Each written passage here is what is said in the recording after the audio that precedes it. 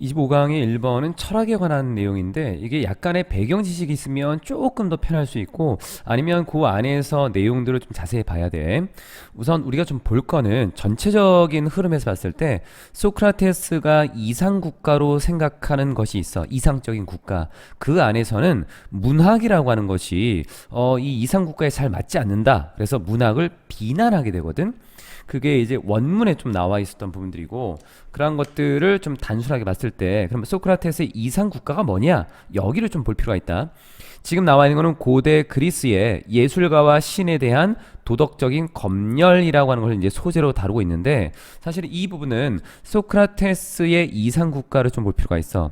보면 플라톤이 원래 대화편이라고 하는 걸 만들었을 때 대화편 그 후기로 이 그 뒤에 쓴 글이 바로 국가라고 하는 것에 대한 얘기거든. 고대 그리스 철학자인 플라톤의 후기 대화편에 해당되는 것들이고 모두 10권으로 이루어져 있는데 그 중에 1권은 초기 저작으로 소크라테스의 사상을 설명하고 있다라고 해. 그리고 1, 2권은 정의에 대해서 논의하는데 이 부분이 이제 우리가 볼 거야. 국가의 개념이 등장하는 거야. 국가의 개념. 그리고 시라고 하는 것. 여기에 교육에 문제점이 있다라고 지적을 한다라고 해. 국가라고 하는 개념이 여기 들어가. 그러니까 국가라고 하는 것이 이상국가라고 하는 것으로서 이제 얘기가 될 거고. 자, 그거를 보고 이제 좀 보면 조금 낫다. 첫 번째 나와 있는 내용으로 좀 들어가서 However, all they are. 그들이 아무리 나이가 들었다라고 해도, 나이가 든다라고 해도, 약간 우선 해석하고 가자. 시민들은, 어디의 시민? 소크라테스의 공화국의 시민들은, 여기에 republic이라고 하는 것이 어떤 거냐면, 이상국가를 얘기하는 거야. 소크라테스가 생각하는 이상국가의 시민들은, are입니다. 도덕적으로, 그리고 지적으로 minor이라고 하는 것은 중요 우선순위에서 좀 떨어지는 거잖아. 그래서 여기에 나와 있는 부분은 이 minor이라고 하는 것이 우수하지 않은 사람들, 그러니까 뭔가 미흡한 사람들이다 라고 보면 되겠어. 도덕적으로 그리고 지적으로 미흡한 사람들인 것입니다. Under the guardianship of the city라고 하는 이 도시의 감독하에 놓여져 있는 도덕적으로 그리고 지적으로 미흡한 사람들인 것입니다. 아무리 나이가 든다라고 해도 왜냐하면 이거는 이상적인 국가이기 때문에 이상적인 국가에서는 국가가 시민들을 관리하고 보호해야 돼. 왜냐하면 그 사람들은 도덕성과 지성에 있어서 뭔가 조금 미흡한 사람들이기 때문에 그거를 이제 본 거. 이게 이상 국가로 봐야지만 이게 이해가 되는 거야. 앞쪽에 나와 있는 부분은 얘는 however이라고 하는 것이 쓰였을 때 뒤쪽에 형용사나 부사를 쓰고 그 뒤에 주어 동사로 이렇게 연결을 하고 있지. 이때 이것이 가지고 있는 역할은 부사 역할을 할 수 있고 아무리 뭐멀지라도 라고 하는 것에서 형용사나 부사를 쓸 건데 뒤에 동사에 따라 좀 달라지는 거야. 요 동사가 비동사이거나 아니면 이 형식 동사라고 한다면 이때는 형용사하고 연결이 좀 잘 맞는 거고 그 외의 동사들은 글자가 좀 이상해도 이해하고 좀 잘 봐야 돼. 부사를 써야 되는 거. 여기 비동사가 있으니까 old라고 하는 형용사를 이렇게 써줬어. 뒤쪽에 이러한 검열, 이러한 감독이라고 하는 것은 확장됩니다. 어디로? 시 자체로도 확장이 된다라고 해. 사람들도 도덕성이나 지성에 있어서 미흡한 사람들이긴 하겠지만 시라고 하는 것도 이 감독하에 놓여질 수 있다. 이 시도 감독을 받아야 된다라고 하는 거야. 근데 우리가 여기서 아마 좀 볼 필요가 있다.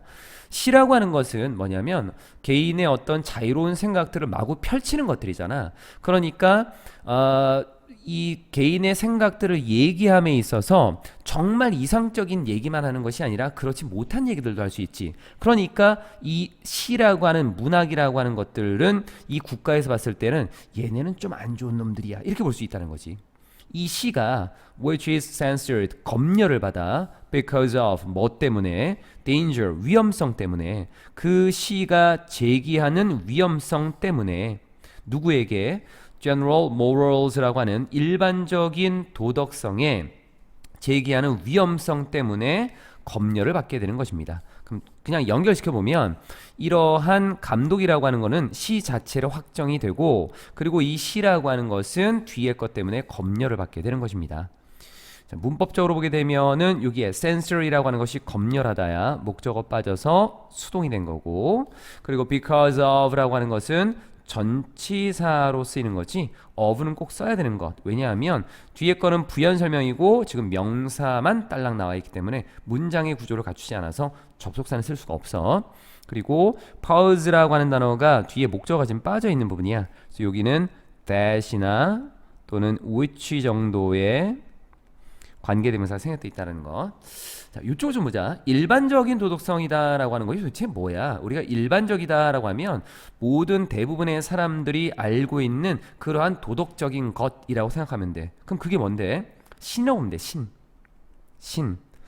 우리가 믿는 신은 신이 인간처럼 보이면 안 되겠지. 막 술 먹고 술주정 부리고 뭐 농담하고 이런 게 신이 아니잖아. 그러니까 일반적인 도덕적인 존재들, 도덕성을 가지고 있는 것, 그거는 단편적으로 보게 되면 신과 같은 것들이야. 그런데 시라고 하는 건 뭐야? 자유로움, 독창성, 이게 시가 가지고 있는 하나의 특징이잖아. 그럼 이 시라고 하는 것은 신에 대해서 뭔가 농담조로 얘기한다던가 아니면 신에 대해서 뭔가 좀 그냥 가볍게 던질 수 있는 것들이 있겠지. 그러면 이 일반적인 도덕성에 지금 위험을 제기하는 거지. 왜냐하면 일반 대중들은, 시민들은 신이라고 하는 것을 절대적인 존재로 믿고 이 신을 섬기면서 이상 국가를 형성할 건데 여기에 지금 뭔가 문제를 일으킬 수 있기 때문에 검열을 해야 된다 이거야. poet, 시인들은 잘못된 거야. 뒤에 뭐 하기 때문에 잘못됐다라고 볼 수 있냐면 여기 앞에 나와 있는 것에 대한 어떤 이유 정도로 보면 좋을 것 같아. show, 보여주니까, 영웅들을 보여주니까, 또 even more so, 훨씬 더 그러한데, 훨씬 더 잘못되어 있는데 뒤에 나와 있었던 어떤 그 신들을 보여주기 때문이야. 어떤 신들이고 어떤 영웅들이냐면 laugh, 웃고, cry, 울고, 아니면 are intemperate, temperate이라고 하는 중용이 없어. 그래서 무절제하거나 탐욕스러운 그러한 영웅들을 보여주기 때문에 잘못된 거고, 훨씬 더 이러한 신들을 보여주기 때문에 훨씬 더 잘못된 거야. 영웅이라던가 신이라고 하는 것은 결국 우리가 앞에서 봤었던 요 두 대상에 보면 이 영웅들하고 신이라고 하는 이 대상들은 앞에 나와 있었던 일반적인 도덕성, 예의를 나타내는 것들이거든. 그런데 이런 것들에 대해서 지금 잘못된 모습을 보여준다고? 어우, 이거는 지금 뭔가 잘못됐네. 위험해. 안 된다는 거지. 전체적으로 뒤로 가봅시다. So they must be represented. 그것들은 must be represented as emotionless라고 하는, 앞에 나와 있는 것들이 감정이 없는 것으로 표현돼야 돼. 그럼 they가 가리키는 것은 앞쪽에 영웅이나 또는 신들이 되겠지. 영웅과 신들은 표현돼야 돼. 뭐로? 감정이 없어야 된다고. 웃고 농담하고 울고 안 돼. 현인들처럼, 성자, 현인들처럼 전혀 감정이 없어야 돼. 그러니까 어떤 상황에서도 중용을 지키면서 감정이 없는 이런 모습으로 보여져야 된다는 거야. represent, 뭔가를 표현하다, 목적 없으니까 수동이 됐고 의미적인 걸로 좀 봐야 된다. 요 단어. This is the only example. 이것이, this라고 하는 것은 앞쪽에 나와 있었던 이러한 어떤 그 현인들의 모습처럼 감정이 없는 것, 이 감정이 없는 것이 유일한 어떤 전형이 되어야 된다는 거지. 뒤에 should be given, 주어져야만 되는 유일한 전형적인 모습인 거야. 전형적인 모습, 감정이 없는 것. 그럼 주어지다라고 하는, 여기서 봤을 때 give라고 하는 단어는 목적어가 있어야 되는데 없으니까 수동이 됐고, 그럼 주어지는 전형적인 모습이다라는 게 이 무슨 말이야? 주어진다라고 하는 거는 결국 일반 시민들에게, 그 국가를 구성하는 어떤 대중들에게 보여질 수 있는 전형적인 모습이다라는 거지. 감정이 없는 모습이. 시인들은 또한 잘못됐어. 뭐 하기 때문에? 묘사하기 때문에. 하데스라고 하는 것이 있는데, 원래 하데스는 신의 이름이야. 신의 이름이고, 이 신이 이제 뭐 제우스 나오고 뭐 여러 가 있는데, 뭐 신들의 어떤 싸움에서 누군가는 천상, 그러니까 하늘을 다스리는 어떤 신이 있게 되었고, 얘는 지하 세계를 다스리는 신이었다. 뭐 이렇게 나와. 그러니까 저승세계를 다스리는 어떤 신이야. 그런데 이 하데스라고 하는 것을, 원래는 신의 이름인데 이 신이 가지고 있는 성격 때문에 지하 세계라고 하는 어떤 장소를 나타내기도 한다는 거야. 하데스라고 하는 곳을 설명하고 묘사하기 때문에 잘못된 거야. 뭐로 묘사하는데? frightening place. 뭔가 두려움을 주는 그러한 장소로 묘사하고 있어서 잘못된 거야. 그래서 어떤 일이 벌어지는데? 용기, 시민들의 용기를 약화시키거든. 이 시민들이 누군데? Should always be ready. 언제나 준비되어 있어야 돼. 죽을 준비가 되어 있어야 돼. For the state. 국가를 위해서. 또 뭐를 위해서? 자신들의 자유를 위해서 죽을 준비가 되어 있어야만 되는 이러한 시민들의 용기를 약화시킨단 말이야. 앞에 나와 있는 하데스라고 하는 이곳을 두려운 그런 장소로 묘사하기 때문에. 그래서 지금 시인들이 잘못됐다. 시인들이 시를 쓸 때 하데스라고 하는 곳을 굉장히 안 좋은 두려운 장소로 자꾸 묘사를 하다 보면 국민들 사람들이 이 시를 듣고 야 여기 굉장히 무서운 곳이야. 하데스라고 하는 이 지하세계 죽고 나면 가는 곳이 굉장히 무서운 뭐 천벌을 받고 불구덩이가 있고 막 이렇대. 그러면 누가 국가를 위해서 죽고 누가 자유를 위해서 희생을 할 거냐는 거지. 이런 용기 있는 시민들이 있겠어? 없겠지. 그러니까 시민들의 용기를 자꾸 약화시킬 거 아니야. 문법적으로 보면 ing나 pp가 뒤에 있는 명사를 꾸미면 이 명사와의 속성, 즉 관계를 따지는데 해석을 봐야 되는 거야. 이 장소가 두려움을 주는 쪽이야. 그래서 ing고 뒤에 앞쪽의 내용이 끝나고 뒤에 나와 있는 부분에서 연결이 될 때 분사로서 연결할 수 있는데 조심할 게 있다. thus라고 하는 것이 그래서라고 해석했으니까 여기 동사를 쓰면 되겠구나. 안 돼. 얘는 부사야. 부사. 그래서 혹시라도 and를 여기다가 만약에 쓴다라고 치면 그럴 때는 지금 나와 있는 이 부분, 요 부분이 동사로 쓰일 수 있어. and를 쓰면 동사로 쓰일 수 있는 부분이야. and를 쓰면. 하지만 and를 쓰지 않는다면 부사이기 때문에 여기는 부연 설명으로 가야 되기 때문에 분사를 썼다. 여기 weaken이라고 하는 것이 약화시키다. 타동사 목적어 있으니까 능동으로 이렇게 된 거고. 시인들은 그래서 완벽한 존재가 아니고 지금 뭔가 이상 국가에 안 좋은 영향을 끼치고 있으니까 검열이 돼야 된다 이거지. This is why. 그래서 why라고 하는 것 뒤에는 결과가 나올 거고 결과. 그리고 because라고 하는 부분은 뒤에 원인이 나오는 거지. 그럼 앞쪽에 나와 있는 이러한 것들이 원인이 되면서 뒤에가 결과가 나온 거야. 그래서 해석은 그래서라고 본다. 그래서 it is important. 중요한 거야. 뭐가? 가주어 나왔고 진주어 나오는 거다. 의미상적으로서 국가가 to exercise, exercise에서 행사하다. 도덕적인 검열을 행사하는 게 중요한 거야. 누구에 대해서? 이 예술가들 그리고 시인들에 대해서 도덕적인 검열, 이 예술가들과 그리고 시인들의 도덕적인 검열을 행사하는 것이 그래서 중요하다는 거야. 뒤에 뭘 포함해서? by forbidding, 금지시키는 것을 포함해서, 금지시키는 이 방법을 포함해서. 뒤쪽에 나와 있는 여기 them이라고 하는 것은 artist, poets라고 하는 얘네가 되겠지. 이 예술가들하고 시인들이 뭐뭐 하는 것을 금지시키는 방법을 포함해서. 뒤쪽에 forbid 목적어 투동사원으로 간다. 얘네가 practice their profession. profession은 직업이지. practice라고 하는 것이 전문직과 연결되었을 때 전문직에 종사하거나 어떤 전문직을 시작한다는 의미로 practice라는 말을 써. 그래서 어떤 개업을 하다는 의미로 쓰이거든. 여기서 그냥 뭐 종사하다는 의미로 보자.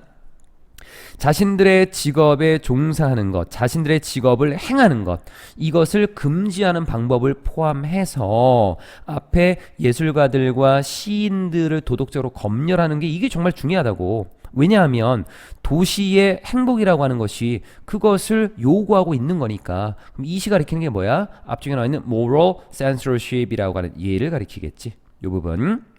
그래서 고대 그리스의 예술가와 시인에 대한 도덕적인 검열이 필요하다. 이상 국가에서는 얘네들이 지금 뭔가 안 좋은 일을 하고 있는 것들이니까 절대적인 일반적인 도덕에 대해서 위험을 가하고 있다라고 보는 거야. 앞에 나와 있었던 어디 있었나요? 여기 이 부분 지금 언급하고 있었던 이쪽 The danger it poses to general morals 이 부분 때문에 이 검열이 필요하다라고 본 것.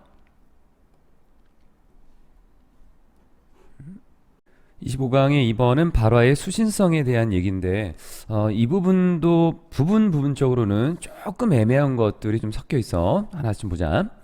발화라고 하는 것은 정의상 by definition dialogical이라고 하는 어떤 대화의 성격을 가지고 있습니다. 즉 대화체인 것입니다. 근데 우리가 이제 발화라고 하는 걸 잠깐 보면 utterance라고 하는 것은 말한 것 또는 말하는 행위, 이거를 발화라고 하거든. 결국 이 부분은 듣는 쪽은 신경 쓰지 않는 거야. 원래 정의상으로 보게 되면은 utterance라고 하는 것은 우리가 입이 있고 입을 통해서 뭔가를 말하는 요 행위만 우리가 발화라고 하는 건데, 이 그래서 얘기하는 거는 이거를 듣는 것까지 같이 포함해서 얘기를 좀 하려고 하는 부분이야. 발화라고 하는 것은 정의상으로 따져보면 이거는 대화의 성격을 가지고 있는 거다. 참여자들이 state their points of view, 자신들의 견해를 말할 수 있어. in response to, 뭐뭐에 반응해서 또는 뭐뭐에 대한 응답으로서. 뒤에 뭐에 대한 거, what has been said, 말해진 것, by the other, 다른 사람에 의해 말해진 것에 대한 응답으로서 자신의 의견을 말할 수 있다라고 해. 해석에 있어서 크게 어려운 것들은 없지. 그냥 내용도 그냥 그럭저럭 괜찮은 것 같고. 자, 조금 더 깊게 들어가 볼게. 우선 참가자라고 했잖아. 그럼 여기에 참여하고 참가자라고 하는 이 말이 누구냐는 거야. 앞에 나와 있었던 발화, 즉 발화를 하는 사람을 말하는 건지, 아니면 대화의 성격이 있으니까 대화 속에 있는 건지, 도대체 누구를 말하냐는 거지. 이 부분은 누군가 말을 한다라고 했을 때 그 뒤에도 좀 나오겠지만, 우리가 이제 발화라고 하는 뭔가를 말을 한다라고 하는 것은 선생님이 지금 강의를 하는 이 상황에서 나는 혼자 말하고 있지만 사실은 가상의 너희들이 있는 거고, 실제 생활에서는 대화를 나눈다라고 했을 때 발화가 이루어지면 그 말을 듣는 실제 존재하는 누군가가 있겠지. 그러니까 여기서의 참가자라고 하는 거는 발화가 이루어지는 그 상황에 참여한 사람들이라고 보는 게 좋을 것 같아. 발화가 이루어졌을 때 그곳에 참여한 사람들. 결국 보면 뭐 대화에 있는 그 참가자들을 얘기하겠지. 그래서 누군가에 의해서 말해진 것에 대해 그 반응으로서, 대답으로서 자신의 의견을 말할 수 있다. 그럼 뒤에 나와 있는 것도 what has been said by the other이라는 여기까지도 사실은 따지고 보면 이게 뭐냐면 utterance가 되는 거야. 누군가의 utterance에 대해서 다른 참가자들이 그 발화가 이루어진 상황에서 함께 존재하고 있는 사람들이 자신의 의견을 얘기할 수 있겠지. 그럼 그것도 발화가 되는 거고. 여기서 참가자라고 하는 것이 조금 그냥 넘어가면 넘어갈 수 있는데 도대체 어디에 참가했다는 거야? 이게 좀 애매할 수 있었던 부분. 그리고 dialogical이라고 하는 이 단어는 조금 중요한 단어야. 이 부분 전체의 의미, 그 문맥에 있어서 좀 중요한 거고, what이라고 하는 것을 우리가 문법적으로 따졌을 때 두 가지 성격을 맞추면 된다라고 했어. 하나는 what절이 명사자리, 전치사니까 명사자리가 됐지. 뒷문장이 불완전해야 돼. what 뒤로. 주어가 없으니까 불완전. 그래서 what은 잘 썼어. This is because, 이것은 뭐 때문이냐면, 자, 여기도 하나 잠깐 보고 가자. unlike부터 여기까지 잠깐 빼고 갈게. 이곳은 뭐 때문이냐면, 이런 일이 벌어지는 것은 utterance라고 하는 발화라고 하는 것이 언제나 addressed, 전달되기 때문이야. to someone, 누군가에게. 여기까지만 잠깐 볼게. address라고 하는 단어가 우리가 뭔가를 연설하다, 의견을 전달하다 라는 의미로 쓸 수 있거든. 그래서 목적어가 필요한데 목적어 없으니까 우선 수동을 썼어. 그럼 이거는 발화라고 하는 것이 언제나 누군가에게 전달되기 때문인 것입니다 라고 했고, 그러면 this가 가리키는 게 뭐냐라고 한번 보자고. 이 this라고 하는 것은 결국 결과를 보는 거고, because라고 하는 것은 원인을 보겠다는 거잖아. 그러니까 원인으로 따져봤을 때 발화는 전달되는 사람이 무조건 있어. 즉 듣는 사람이 있다라고 보면 되는 거야. 이 발화라고 하는 것이 만들어지면, 누군가 말을 하면 이것을 받아들이는 사람이 있기 때문에 이런 일이 벌어지는 것입니다. 그럼 this가 가리키는 것은 2번으로 체크됐던 요 문장이 되겠지. 요 부분. 그러니까 여기 발화가 이루어지는 이 상황에 참여하고 있는 사람들이 뭔가 말해진 것, 발화에 대해서 반응을 한다라고 하는 것은 그것에 대한 응답으로서 자신의 의견을 말한다라고 하는 이것이 이루어지는 이유는 언제나 발화라고 하는 것, 뭔가가 말해지면 그것은 다른 누군가에게 전달이 되기 때문이다라고 하는 것. 그리고 이것은 지금 문장이 다 끝났거든. 여기 좀 이따 볼게. 다 끝났어. 그리고 문장을 뒤에서 연결시키면서 명사를 하나 이렇게 쓸 때는 앞에 나와 있는 부분을 하나의 명사로 요약하고 축약한다라고 하는 거야. 즉 utterance부터 summon까지를 하나의 단어 process라고 하는 걸로 다시 한번 얘기하는 거지. 그래서 보통은 즉 이것은 과정입니다. 이렇게 가. 그래서 해석을 깔끔하게 가려면 그리고 이것은 이렇게 한다. 그리고 앞에 나와 있는 이것은 과정입니다. 어떤 과정? 이 사람이 이름을 붙인 거야. term, 부르다. term A, B. A, B의 구조로 쓰는데 지금 여기 B는 나와 있어. A를 B로 부르다. 그래서 목적어가 지금 뭐 하나 없기 때문에 여기 나와 있는 건 불완전한 문장인데 그럼 여기에 연결 관계가 불완전한 문장이니까 관계대명사 대시나 which라고 하는 것이 지금 여기에 생략돼 있다라고 볼 수 있겠지. 이 사람이 부르는 과정입니다. 뭐라고? 뒤에 나와 있는 addressivity of utterances 라고 하는 발화의 수신성이다 라고 부르는 과정인 것입니다. 발화라고 하는 것은 수신하는 대상이 있다. 그 대상이 있다라고 하는 것을 본 거. 그게 바로 수신성이다라고 얘기한 거야. 그래서 여기 안 봤지 여기. 이제 보자.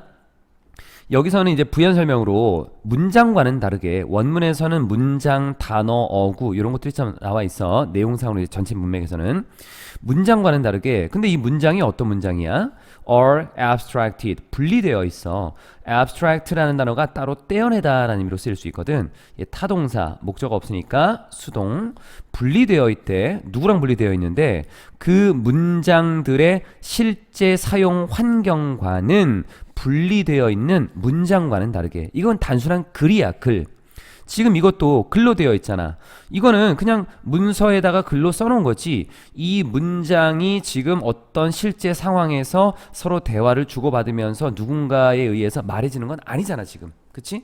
그러니까 문장들은 실제 사용되는 환경과는 조금 분리되어 있어. 이런 것과는 좀 다르게 발화라고 하는 거는 우리의 입에서 밖으로 나가는 구어로 되어 있는 것들이고 그 말로 전달을 한다라는 측면에서 본다면 누군가가 언제나 누군가가 존재한다. 누군가에게 언제나 전달이 된다라고 하는 것.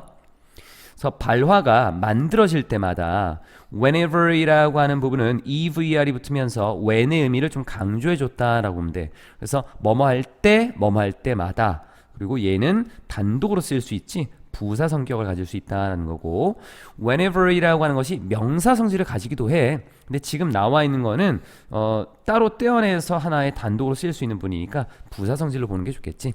그러면 문법적으로 너희가 궁금한 거 여기에 ever이라는 걸 안 쓰면 어떠냐라는 거야. So when an utterance is made라고 하는 거 괜찮아. 여기에 ever이라고 하는 것은 뭐뭐마다의 의미가 강조됐다라고 보면 되겠고 when을 쓰게 되면 접속사로서 또 하나의 문장을 연결시킬 수 있겠지. 발화가 만들어질 때마다 there is always 언제나 존재하고 있는 것입니다. 누가 실제적이거나 아니면 가상의 듣는 관객 즉 청중이 존재하고 있는 것입니다.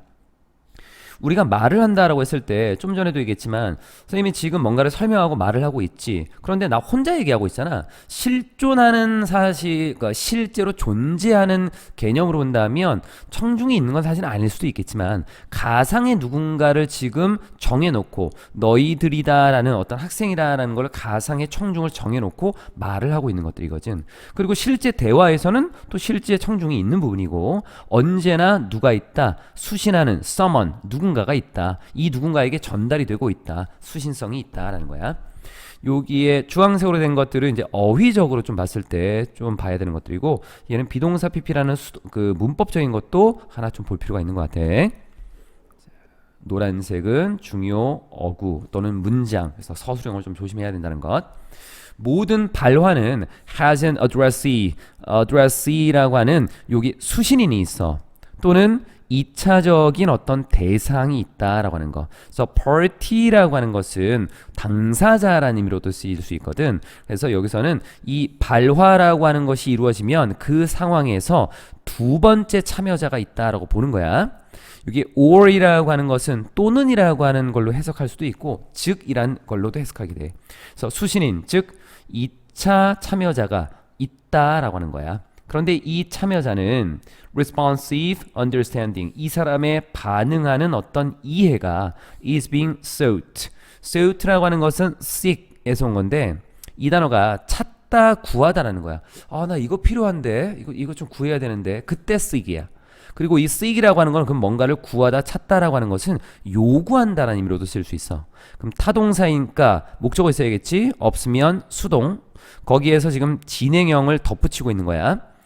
지금 발화가 이루어진다라고 하는 거는 어떤 사람이 누군가에게 발화를 했어. 그러면 이 사람은 그 얘기를 듣고 여기에 대해서 반응을 할 거야. 반응. respond라는 반응을 하겠지. 어떻게 반응할 거야?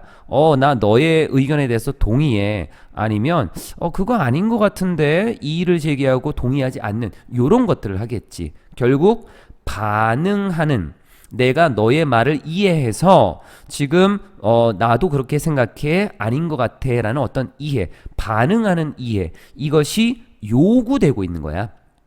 이러한 것들이 요구되는 이 사람들에게 요구하고 있는 거니까 이러한 것들, 지금 responsive understanding이라는 이것은 요구되어지는 거지. 이렇게 요구되는 수신인이나 2차 두 번째 참여자라고 하는 것을 가지게 되는 것입니다. 우리 해설지에서는 이거를 이제 공감이라는 말을 좀 썼어. 이거는 대화라고 하는 측면에서 약간 의역을 좀 했다라고 볼 수 있겠지. 뭔가 반응을 할 수 있는 그러한 공감이 요구되는, 공감을 했으니까 뭔가 동의를 하거나 아니면 동의하지 않는다는 거야. 지금 이거는 understanding이라고 해서 잘못 이해하면 안 된다. 공감을 했으니까 너의 말을 나도 동의해. 이것만 있는 게 아니야. 동의하지 않는 것도 같이 들어가는 거야. 이 understanding이라고 하는 것의 의미는 반응을 한다라는 거고. 그럼 해설은 어떻게 해야 되는 거야? 해설지로 해석해도 괜찮아. 여기 나와 있는 건 모든 발화는 수신인이나 또는 즉 두 번째 참여자라고 하는 것을 가지게 되는데 이 참여자의 어떤 반응적인 이해는 요구되고 있는 것입니다. 또는 이 참여자가 호응하는 어떤 그 공감이라고 하는 것이 요구되고 있는 것입니다. 그것이 동의이던 아니면은 어떤 이의제기이던지 간에. 여기 다 됐고 우리가 관계대명사를 쓸 때 주격이면 바로 동사가 나오겠지. 그럼 아니겠고, 목적격이라면 타동사 뒤에 목적어가 없을 텐데 이미 타동사 뒤에 목적어가 없다라는 것을 보고 수동으로 만들었기 때문에 이거는 목적어를 굳이 쓸 필요가 없지. 그럼 남는 건 소유격밖에 없는 거야.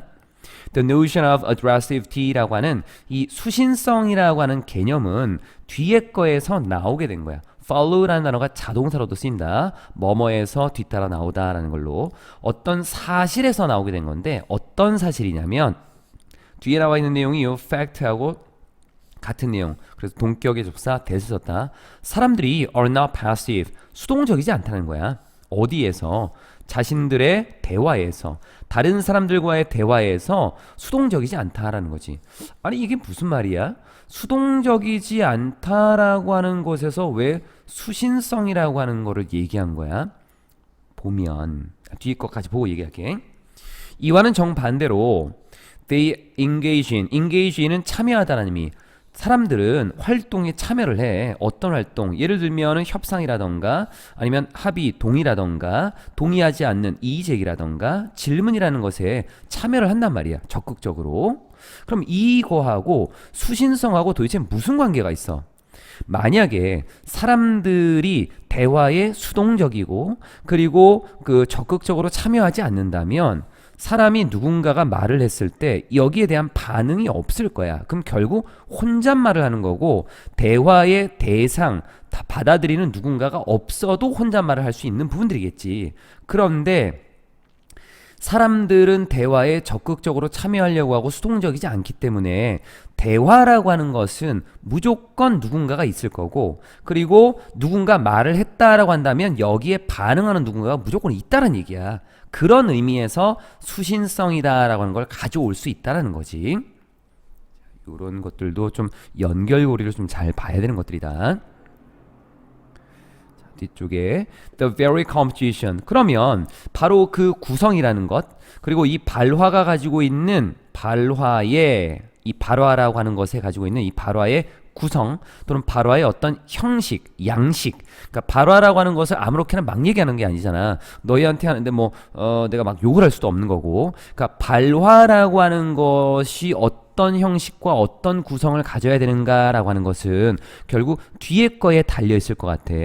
이게 왜 뒤에 거에 달려 있다라고 얘기하는 거야? 바로는 혼잣말을 하는 게 아니니까 상대방, 수신성, 누군가 받아들이는 사람을 고려해서 하는 거니까 수신성이 있다라고 하는 것이 잠재적으로 내재되어 있는 거니까 발화라고 하는 거는 결국 뭐에 따라 달라질 수 있는 거, 뭐에 의존할 수 있다는 거야? 결국 청중. 이 청중이 누군데 그 발화라고 하는 utterance라고 하는 것이 의도된 청중.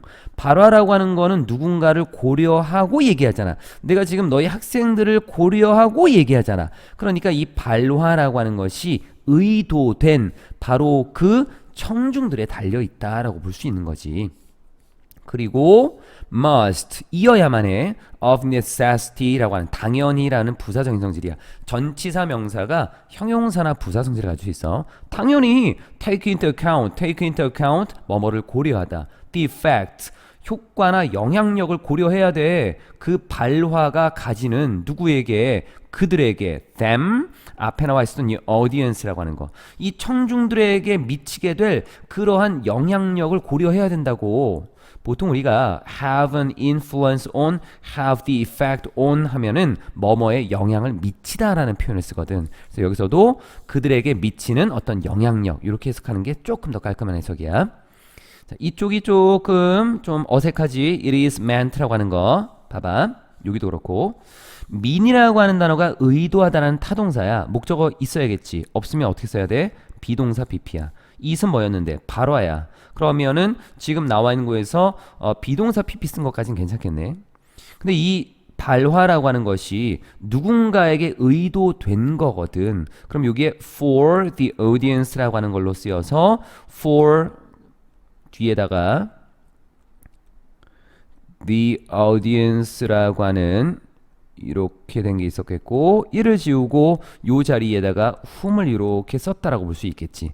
전치사는 무조건 목적격을 써야 되는 거다. 그래서 for whom이 된 건데 좀 어려울 수도 있을 거야. 근데 이거는 사전적으로 보게 되면 이 mean이라는 단어가 mean 얘가 의미하다도 있고 의도하다도 있고 뭔가를 말하다라는 의미로도 쓰여. 이게 말하다라는 의미로도 쓰여. 요게. 그래서 여기서는 그냥 말하다라고 하는 걸로 보면은 너희가 이해하기 좀 더 쉬울 수 있어. 그러니까 누군가가 말했지 뭐를 그 발화를 누구에 대해서 또는 뭘 위해서 for the audience라고 하는 요 청중을 위해서 그래서 청중에게 그것을 말한 거야. 청중에 대해서 청중을 위해서 이걸 말하고 의도한 거야. 그래서 여기를 살짝 지워버리면 여기다가 whom이 이렇게 됐다라고 봐주면 돼.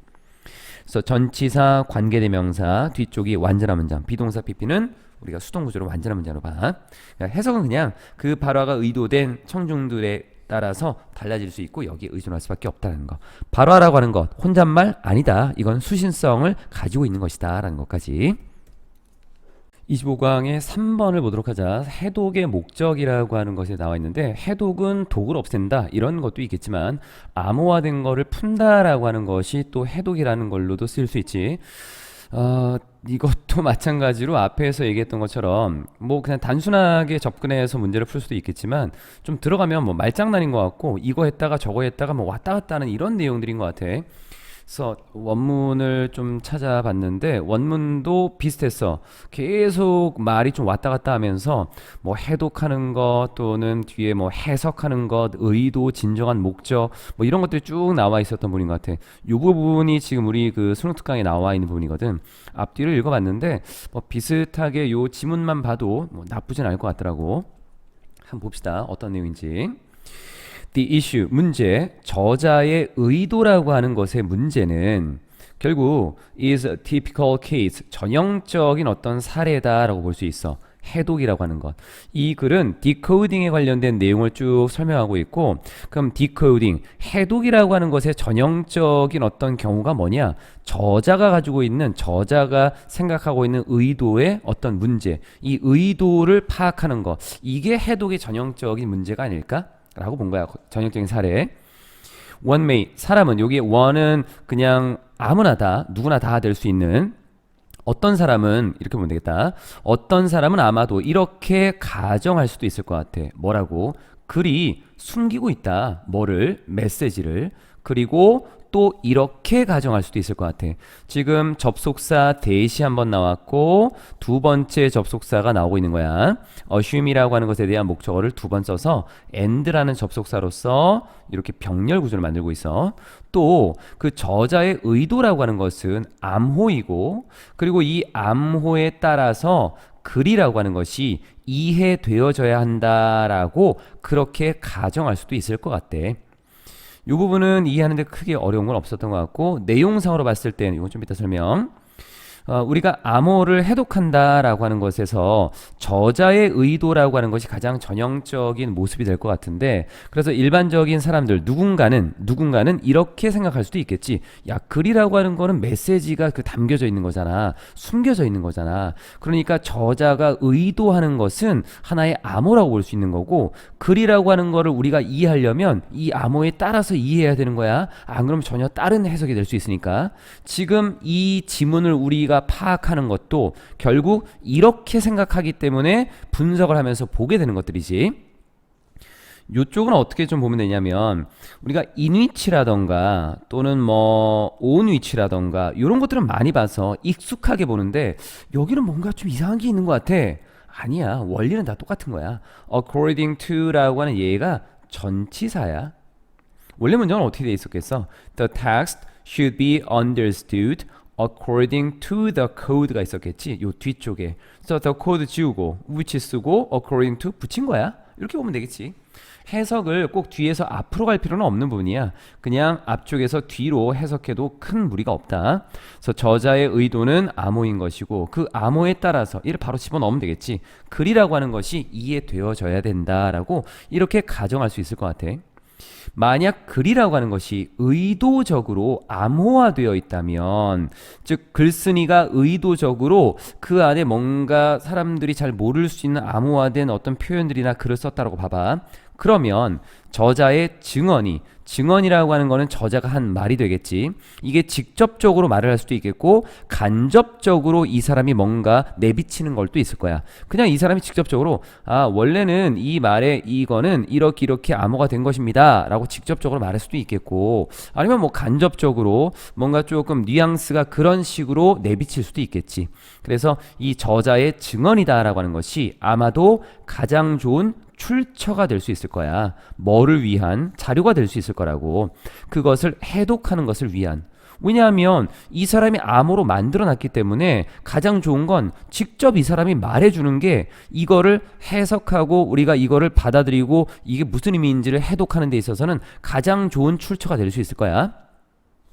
근데 만약에 누군가가 믿는다면 의도하지 않은 암호라고 하는 것을 만약에 믿고 있다라고 한다면 저자가 글을 쓸 때 의도해서 뭔가 암호로서 뭔가를 쓴 게 아니야 라고 믿는다면 그 사람은 아마도 turn to 뭐뭐로 몸을 돌리는 것, 즉 뭐뭐에 의지하다라는 걸로 쓰인다 보통.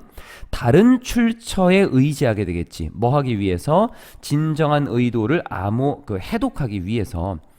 이거는 글쓴이가 글을 쓸 때 뭔가를 의도해서 쓴 게 아니거든. 근데 이건 의도해서 쓴 게 아니야 라고 한다면 이 사람에게 직접 물어볼 수는 없어. 왜냐하면 이 사람은 자기가 의도한 게 아니기 때문에 말해줄 수가 없거든. 그럼 어떻게 해야 돼? 다른 것들에 우리가 의지할 수밖에 없겠지.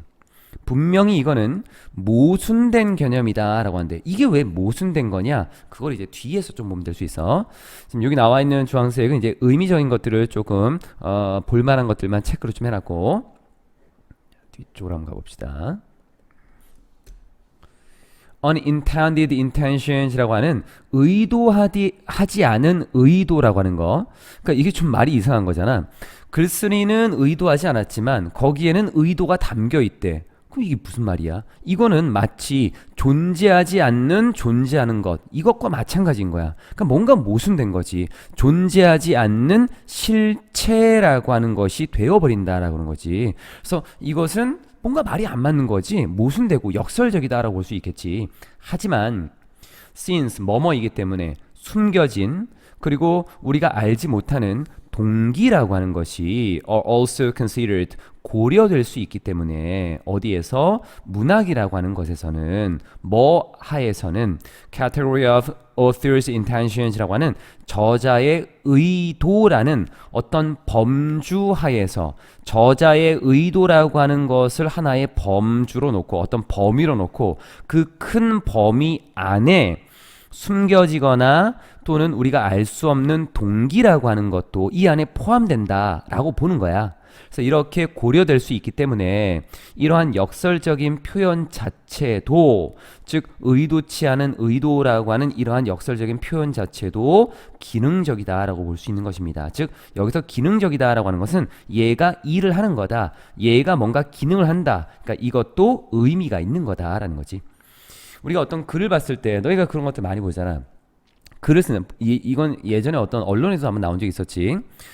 우리가 국어 같은 데서 보면 문학 작품 같은 것들을 해설을 한 해설지가 있지. 그런데 사실 그 문학 작품을 쓴 사람은 내가 나 이런 거 의도한 적 없는데?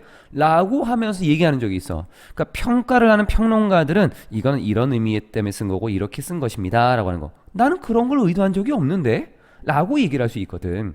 그러니까 사실 이 저자의 의도라고 하는 큰 범위 안에는 우리가 알 수 없는 숨겨진 동기라고 하는 것이 고려될 수도 있겠다. 그런 식에서 본다면 이 모순적인 표현 자체도 사실은 기능적일 수 있겠다. 의미가 있는 것일 수도 있겠다라고 하는 거야. 일부 사람들은 그러면 저자가 의도한 게 아니야. 그럼 저자가 의도한 게 아니니까 여기에서 이제 다른 쪽으로 방향을 돌려야겠지. 어디로 가겠어? 이건 문화적으로 의도된 건가? 이 사람이 살았던 시대적인 상황이라던가 이 사람이 어떤 서구 문명에 있기 때문에 이런 의도를 가지고 있을 것 같아. 그 글이 표현된 것을 본다면 작가의 의도는 아니겠지만 또는 심지어 독자의 의도, 독자가 의도하는 부분이 있기 때문에 이런 글을 쓴 것 같아 라고 이렇게 방향을 점점 틀 수 있다라고 하는 것들이야. 앞에서 얘기했었잖아. 뭐라고 얘기했었냐면 지금 나와 있는 부분에서 앞쪽에 다른 출처로 뭔가 방향을 돌린다라고 했으니까 다른 것들을 볼 수도 있겠다라고 본 거지. 보면 so question 질문 whose intention 누구의 의도인가 라고 하는 이 질문은 결국 어떤 문제라고 볼 수 있냐면 규범 또는 가치관 또는 어떤 흥미나 관심 이런 것의 문제일 수 있다. 그러니까 누구의 가치관이 들어가 있고 누구의 흥미를 담고 있는 거고 누구의 관심을 담고 있는 거고 어떤 규범적인 요소가 여기에 들어가 있는가에 따라서 의도한 주체가 달라질 수 있다는 거지. 저자가 의도한 걸 수도 있고 어떤 사회적인 것의 어떤 의도가 될 수도 있다라고 하는 것.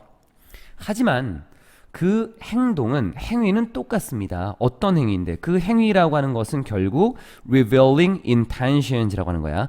의도를 드러낸다라고 하는 이 행위는 다 똑같아. 그게 뭐냐면 결국 해독의 목적이다라고 하는 것.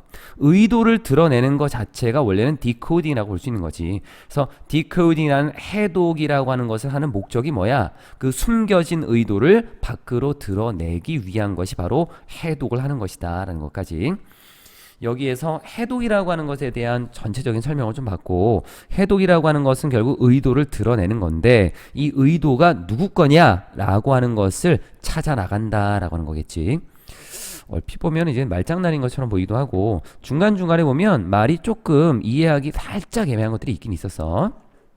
25강의 4번 상징으로서의 언어라고 하는 거는 상징을 하는 거다. 어떤 것을 key principle, 중요한 원리, 뭐의 의사소통이다 라고 하는 것에 중요한 원리라고 볼 수 있는 것은 뒤에 겁니다. 그 의사소통이다 라고 하는 것이 상징적이다 라고 하는 것. 여기에서 이시라고 하는 것은 앞쪽에 나와 있었던 부분이 커뮤니케이션 밖에 받을 게 없을 것 같아. 자, 뒤로 한번 보자고. 커뮤니케이션이라고 하는 의사소통이다 라고 하는 것이 상징적이다 라고 보는데 어떤 점에서 그러냐면 in that, 여기에 that은 접속사로 쓰인 거야. 뒤에가 완전한 문장. 그래서 뭐뭐라는 점에서 라고 표현이 되는 거고 관계대명사로 쓰인 게 아니기 때문에 전치사 뒤에 쓸 수 있다. The words, 단어들이, 어휘들이 make up, 구성하는 뭐를 우리의 언어 체계를 구성하는 어휘들이 do not directly 직접적으로 correspond 일치하지 않기 때문에 뭐랑 correspond to는 하나의 세트야. 뭐뭐와 일치하다. 어떤 것과 일치하지 않기 때문에 in reality 현실에 있는 실제적인 어떤 것과는 현실적인 어떤 것과는 일치하지 않기 때문에 직접적으로 일치하지 않기 때문에 우리는 이것을 상징적이다라고 볼 수 있다는 거야. 어휘라고 하는 것, 대화 속에는 단어들이 들어갈 거고 그 단어라고 하는 것이 우리의 언어 시스템 안에 있는 것들인데 이러한 것들을 이제 구성하는 것들인데 이 어휘라고 하는 게 실제 우리 실생활에서 어떤 것과 정확하게 일치한다면 그거는 상징이라기보다는 직접적으로 뭔가를 보여준다라고 볼 수 있어. 그런데 이게 똑같지 않아. 그러면 그 단어를 통해서 우리가 어떤 의미를 알게 되고 그것을 통해서 대화가 이루어진다면 이거는 상징적이다라고 볼 수 있다는 거야. 대신 앞쪽에 나와 있는 이런 것들 대신에 they stand in. 그럼 여기서 대신이라고 하는 거는 do not directly 이 부분을 얘기하는 거야. 실제 우리 실생활에서 어떤 것과 정확히 일치하는 것이 아니다. 그 대신에 이 앞에 나와 있었던 communication이라고 하는 것은 words는 이 어휘들은 stand in for 대신하는 것입니다. 어떤 것을 대신하거나 상징하는 것입니다. The fact 뒤에 나와 있는 내용하고 같은 내용으로 동격을 쓰고 있지. 접사 that 의사소통이다라고 하는 것이 다르다. 굉장히 많이 달라. 사람들 사이에서 그리고 어떤 맥락에서 또는 어떤 문화 속에서 굉장히 많이 다르다라고 하는 이러한 사실은 우리가 뭐 사람들마다 또는 어떤 환경마다 또는 문화마다 다 의사소통이다라고 하는 것이 달라. 그것이 의미하는 것들이 다 달라 라고 한다라고 하는 것은 이것은 뭘 보여주냐면 illustrate 앞에 나와 있는 단수 S 원리를 보여주는 거야. 동일한 것. 어떤 원리? 아까랑 똑같은 동격으로 보면 되겠네. 의미라고 하는 것이 내재된 것이 아니라는 거지. 어디에? In the words we use. 우리가 사용하는 이 단어들, 어휘들 안에 내재되어 있지 않다라고 하는 거야. 자, 이거 이제 이해를 좀 이상하게 하면 안 돼. 이게 좀 이상하지. meaning이라고 하는 거는 의미고 inherent는 내재된이고 그럼 무슨 말이야? 이 단어, 우리가 지금 이 단어를 사용하고 있지. 이 안에 의미가 들어가 있는 거잖아. 근데 왜 is not이라고 쓴 거야? 자, 여기서는 이 단어 자체로서 그 의미가 있는 게 아니라는 거야. 이 말의 의미는 뭐냐면 이 단어 여기서 보지 말고 뒤에 걸 보자. 뒤에 나와 있는 예시를 보는 게 이게 좀 확실하고 뒤로 갔다가 다시 돌아올게. 이건 구체적인 대상을 보는 게 훨씬 더 알맞기 때문에 예를 들어서 여기를 보자고. 예를 들어서 let's say 이렇게 말해보자는 거야. 뭐라고? 여러분이 프랑스로 갔어. on vacation 휴가로. 그리고 보는 거야. 단어 poisson이라는 단어를 보는 거야. 메뉴에서 unless 뭐뭐 하지 않는다면 여러분이 알지 않는다면 how to read French 프랑스어를 읽는 방법을 알지 못한다면 그러면 you will not know 여러분은 모를 거야. 뒤에 나와 있는 내용을 그 상징이 이 poisson이라고 하는 요 symbol이라는 요 상징이 is the same 똑같다라는 걸 모를 거라고. 영어의 상징인 fish라고 하는 것과 똑같다는 걸 모를 거라고. 만약에 이 poisson이라고 하는 단어 자체가 이게 의미하는 것, 이 해석을 했을 때가 아니야. 이것 자체가 물고기야 라는 것을 의미한다면 우리는 프랑스어를 읽을 필요가 없어. 그런데 이거는 이 단어 자체로서 쓰이는 거고 이것이 상징하는 것이 물고기인 거야. 이것이 상징하는 것이 물고기인 거야. 그래서 얘가 상징하는 것을 알려면 이 단어를 알아야 돼. 배워야 되는 거지. 읽는 방법을 알아야 되는 거지. 이 단어도 뒤에 나와 있는 fish도 둘 다 그냥 글자로 쓰인 거고 얘네가 상징하는 것이 공통적으로 물고기가 된 거야. 그래서 여기에 단어라는 걸 쓰지 않고 symbol이라는 단어를 써준 거다. 결국에는 이 단어 자체에 어떤 의미가 있다라기보다는 이 단어들이 문화적으로 우리가 살아가면서 이 사회 속에서 하나의 상징으로서 쓰이는 거고 뭘 상징하는데 물고기를 상징한다고. So those two words, 이 두 개의 단어들은 don't look the same at all. 전혀 똑같아 보이잖아. 똑같지 않지. 생김새 자체가 달라. 하지만 얘네는 상징하는 거야. 뭐를? 같은 대상을, 그게 뭔데? 물고기라고 하는 거, 생선이라고 하는 거. 생선이라는 이 한글도 심볼이야. 얘도 뭔가를 상징하는 거지. 뭐를? 물고기를. 얘를 상징하는 거지. 실체인 요거를. 뒤로 한번 봐. 그래서 만약 여러분이 went 나아간다면, 진행한다면 뭐에 의해서? by the word, how the word looks alone이라고 하는 어떻게 단어가 보이냐, 단어가 보여지는 모습만 가지고 그것에 의해서만 여러분이 계속 진행을 해 나간다면, 그러면 여러분은 지금 여기서 went라고 하는 것은 지금 프랑스로 갔잖아. 메뉴판을 봤지. 거기에 포화송이라는 단어를 봤어. 그런데 그 단어가 보여지는 모습으로만 여러분이 계속 그 상황에서 진행을 한다면, 그 상황을 진행해 나간다면 여러분은 아마도 이렇게 생각하겠지. 뭐라고? 프랑스어인 이 fish라고 하는 이 fish에 대한 이 프랑스어 단어, 이게 좀 더 뭐와 같은 거냐면, 야, 영어 단어인 poison이라는 이 독이라고 하는 것하고 좀 비슷한데? 라고 이렇게 생각하겠지. 생김새만 가지고 판단한다면. 그리고 뭘 하겠어? 피하겠지. 선택하는 걸 피하겠지. 그것을, 그 포화송이라고 하는 이 메뉴를 여러분의 저녁 식사를 위해서 선택하는 것을 당연히 피하겠지. 왜냐하면 겉모습만 보면은 이거 독하고 비슷한 것 같은데? 라고 생각할 테니까.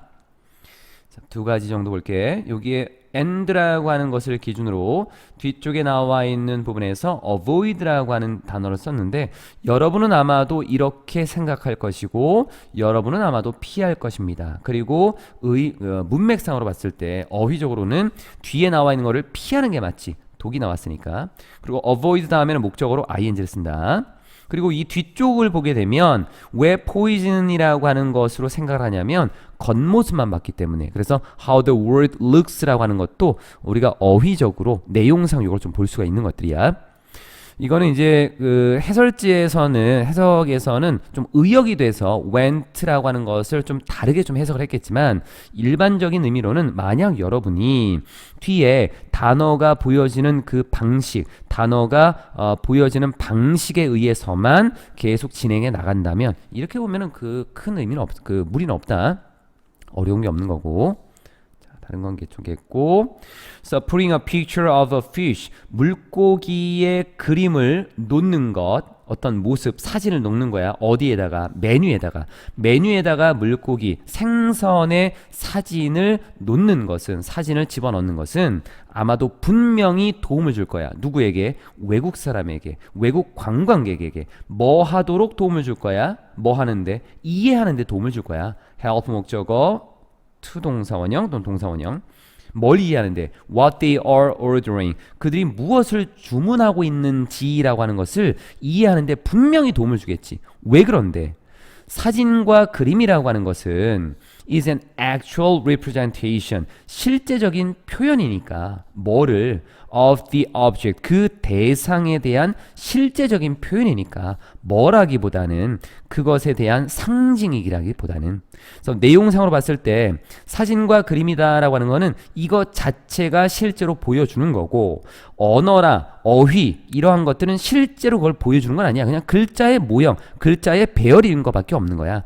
얘는 뭔가를 상징해 주는 거고, 그림과 사진은 실제로 그거를 표현해 주는 거고, 좀 다른 거겠지. 그래서 언어라고 하는 거는 단순한 상징의 어떤 역할을 하는 것이다 라고 하는 것. 그래서 맨 마지막도 좀 내용상 우리가 문맥을 봤을 때 충분히 쓸 만한 것들이지.